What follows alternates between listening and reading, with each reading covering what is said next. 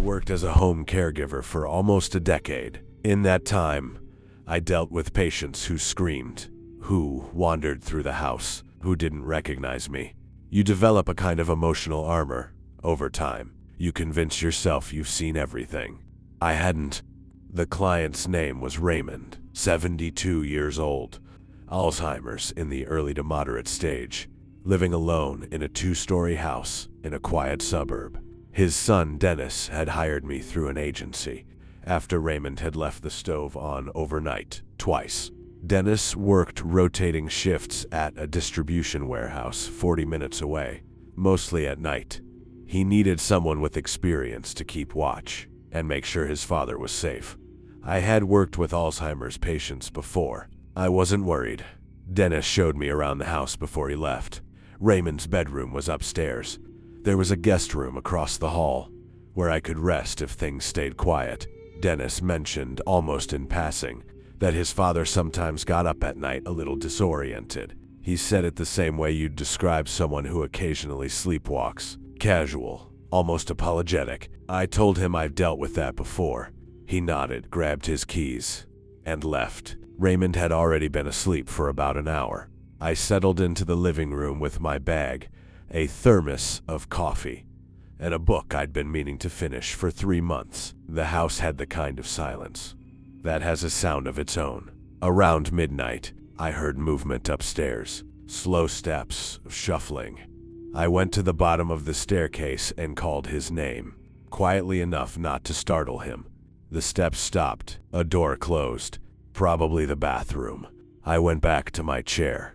I lasted about an hour before the exhaustion started winning. I'd worked a day shift before arriving, and my body was running on coffee and obligation. Dennis had been clear that the guest room was there for a reason, and Raymond's medication had been given at 9, including a mild sedative.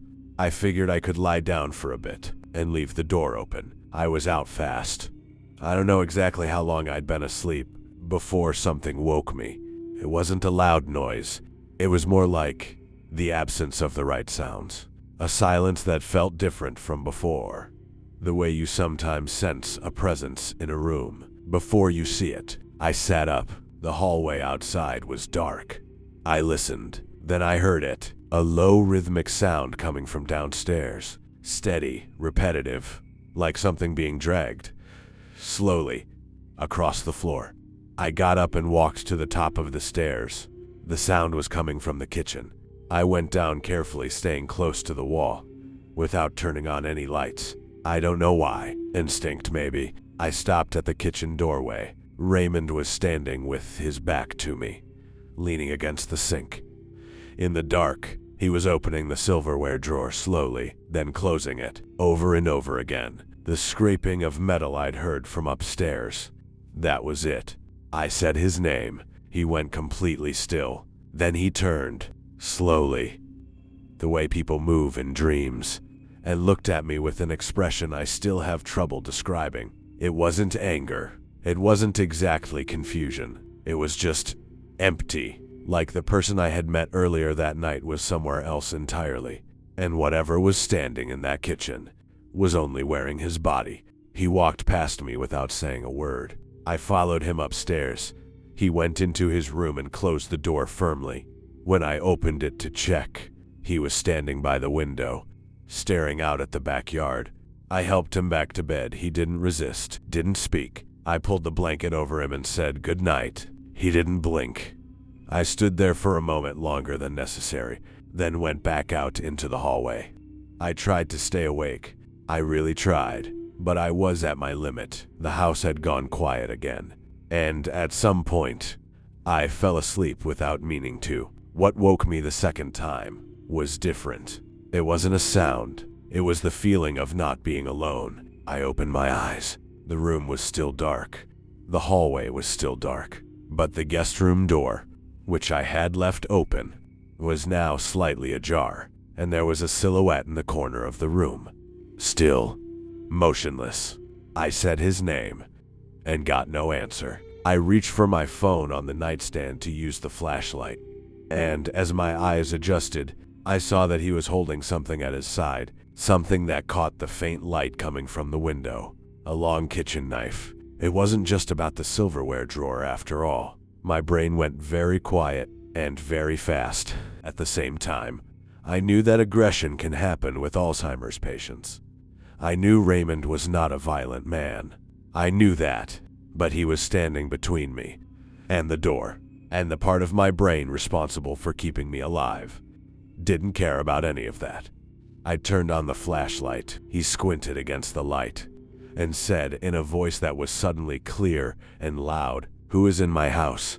I said my name. I said Dennis had called me. I kept my voice steady, steadier than I felt.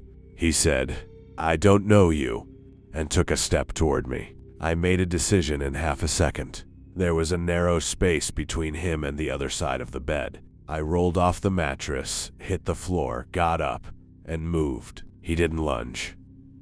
He didn't chase me down the stairs, but as I passed him, he raised his arm, slowly without much force, and the blade came close enough that I didn't look back. I grabbed my keys from the table by the front door and walked out. I stood in the driveway, shaking, and called Dennis. He didn't believe me at first. He actually asked me if I was sure Raymond was holding a knife, and not, I don't know, a flashlight. A flashlight. I told him to come see for himself. He arrived in 40 minutes. I stayed outside the whole time, watching the windows, making sure Raymond didn't wander out. When Dennis went inside, he found his father asleep in the recliner in the living room, and the knife on the kitchen counter. Dennis was quiet for a long time after that. He didn't accuse me of lying, but he didn't really apologize either. He said Raymond had never done anything like that before, which, in my experience, is exactly what family members say, right before they admit they'd been hoping it wouldn't happen. I never went back to that house, and I never accepted another job, without asking specifically and directly whether the patient had ever been aggressive. It's a question nobody wants to answer, but it's the one that matters most.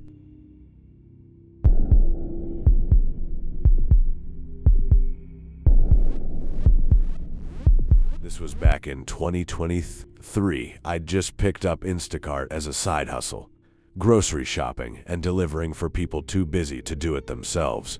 Easy enough. I'd been doing it for about 2 months. Mostly daytime runs. Suburbs. Nothing unusual.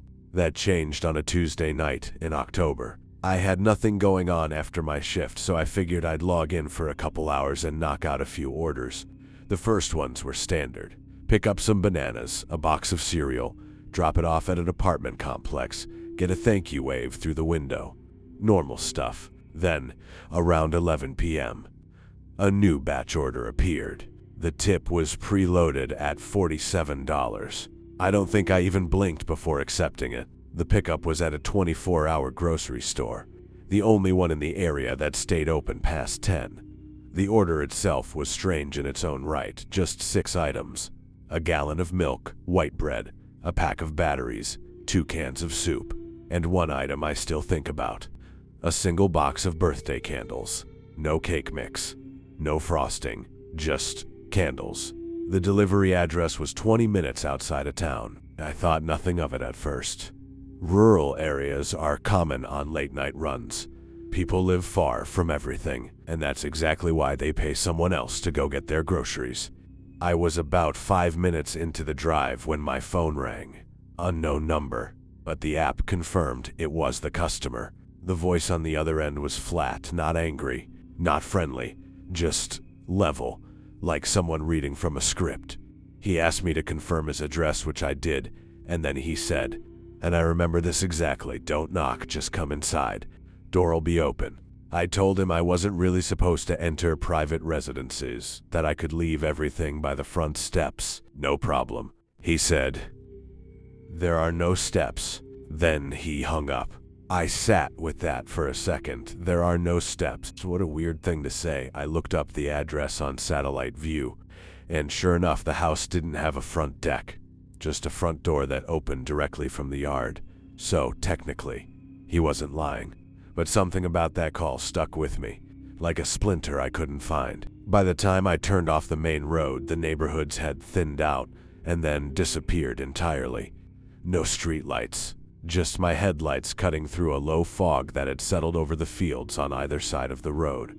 I drove slowly, the kind of slow where you're not really sure you're still on a road. The house was at the end of a long gravel driveway set back behind a line of old trees, 2-story, wood siding, most of the windows dark, except for a pale yellow light coming from what I guessed was the kitchen. I sat in my car for longer than I should have. Then, I thought about the $47 and got out. The air outside was completely still, no crickets, no wind, nothing, just that heavy rural silence that feels thick when you're not used to it. The front door was, as promised, unlocked. I pushed it open a few inches and called out that I had his groceries.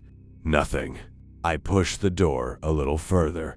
I could see a narrow hallway, and at the end of it, the light from the kitchen. I stepped inside, kept one foot on the threshold, and called again. That's when the music started. It came from somewhere above me, upstairs, and it was loud enough that it startled me back a step. Old music, like something from a record player. Scratchy and distant, even at that volume, a slow, almost waltz-like melody. Hello? I called over it. No answer. Every rational part of my brain said to put the bags down right there in the doorway and leave. That would have been fine. That would have been smart. Instead, and I genuinely don't know why, I walked down the hallway toward the kitchen light. I set the bags on the counter, turned to leave. The hallway was dark now. The kitchen light was the only one still on, and everything beyond the doorway had gone black. I didn't hear anyone flip a switch. I didn't hear footsteps. The music was still going upstairs. I stood there for probably 3 seconds. That felt like 3 minutes. Then I heard breathing, not upstairs, right there in the hallway that I was about to walk into. I didn't move toward it. I didn't call out. I grabbed my keys between my fingers, stepped backward until I hit the kitchen wall, and felt along it until I found another door, a side door that opened into the backyard. I went out that way. I ran around the side of the house, got in my car, and drove. I was shaking so badly. I pulled over about a mile down the road just to catch my breath. I reported the order as delivered, because the delivery was complete. I never got the $47. I think I marked it wrong. Or maybe the system flagged something. I genuinely don't remember. I just remember sitting on the side of that dark road, listening to my own heartbeat. I still don't know what was in that hallway. I don't do late night orders anymore, and whenever someone tells me the tip seems too good to be true, I believe them now.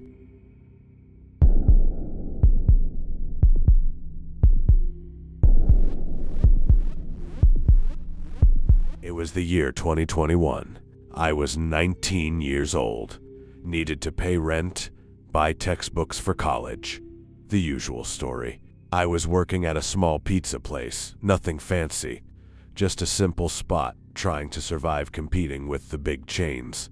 In my 3rd week on the job, my manager already trusted me, enough to let me do deliveries on my own. It was a Tuesday night, almost 9 o'clock, when the order came in. At first, nothing unusual.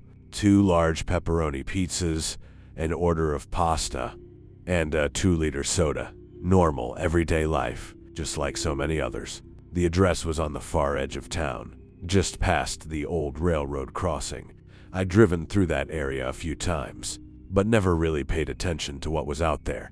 The navigation system took me down a road I didn't recognize, more of a path than a street. Gravel, trees on both sides closing in, darkness between the branches. It took me almost 20 minutes to get there. When I finally pulled up, I almost thought the GPS had made a mistake. It wasn't a house. It was a property, an old farmhouse at the back of a long dirt driveway, with a smaller structure beside it, like a barn.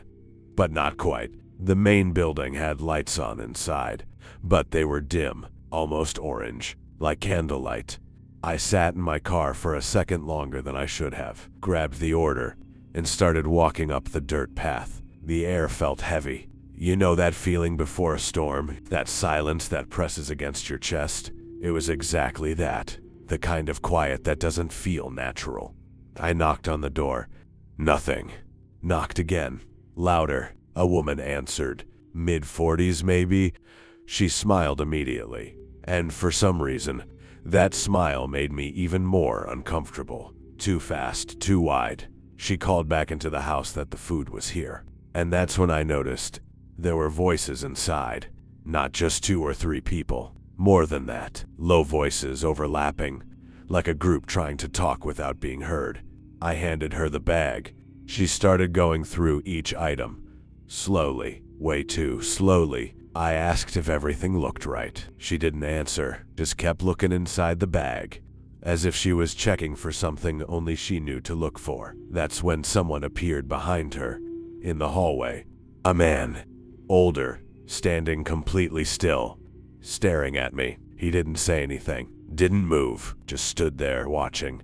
I said I'd need a signature for the card payment. She finally looked up and said they'd be paying cash, and that she needed to get it from the back room.